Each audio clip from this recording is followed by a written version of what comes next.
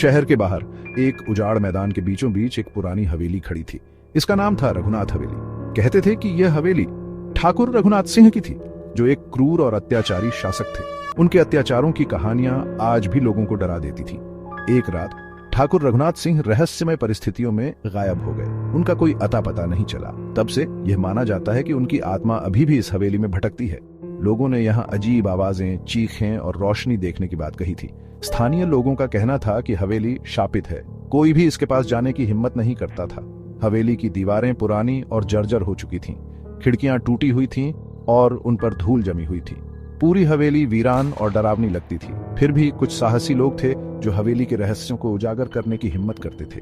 वे जानना चाहते थे कि क्या सचमुच यह हवेली भूतिया है या फिर इसके पीछे कोई और राजा छुपा है। आरव एक युवा और साहसी पत्रकार हमेशा से असाधारण चीजों में दिलचस्पी रखता था। उसने रघुनाथ हवेली के बारे में कई कहानियां सुनी थीं। वह जानता था कि यह एक खतरनाक जगह है, लेकिन फिर भी उसका मन हवेली के रहस्यों को जानने के लिए बेताब था। आरव ने अपने 3 दोस्तों कविता, विक्रम और सोनाली को हवेली जाने के लिए मना लिया।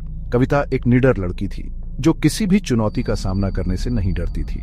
विक्रम एक शांत और समझदार लड़का था, जबकि सोनाली एक जिज्ञासु लड़की थी जो अलौकिक चीजों में विश्वास करती थी। चारों दोस्त एक पुरानी जीप में सवार होकर हवेली की ओर निकल पड़े। जैसे जैसे वे हवेली के करीब पहुंच रहे थे, वैसे वैसे मौसम बदलने लगा। आसमान में काले बादल छा गए और तेज हवा चलने लगी। जब वे हवेली के गेट पर पहुंचे तो उन्हें एक अजीब सी सिहरन महसूस हुई।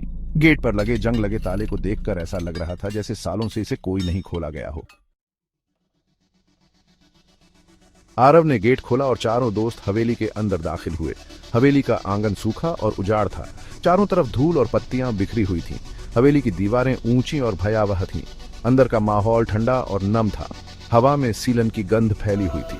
टूटे हुए झूमर छत से लटके हुए थे, जिन पर मकड़ियों ने जाले बना रखे थे। फर्श पर धूल की मोटी परत जमी हुई थी। हर तरफ खामोशी छाई हुई थी जो कभी कभी अजीब आवाजों से टूट जाती थी।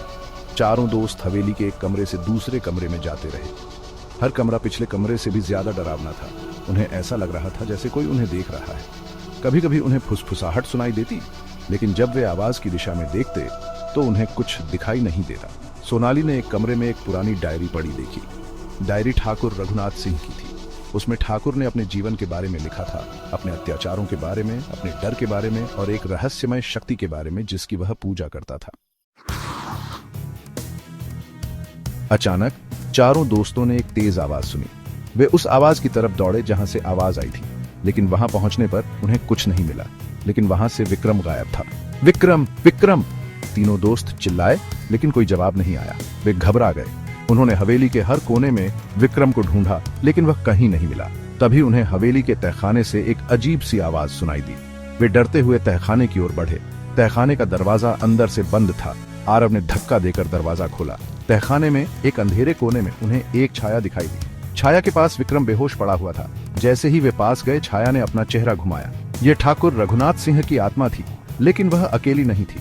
उसके बगल में एक और आत्मा थी, एक खूबसूरत महिला की आत्मा। यह ठाकुर रघुनाथ सिंह की प्रेमिका थी, जिसकी उसने हत्या कर दी थी। ठाकुर की प्रेमिका ने बताया कि ठाकुर ने उसे मारकर हवेली में ही दफना दिया था और उसकी आत्मा को भी कैद कर लिया था।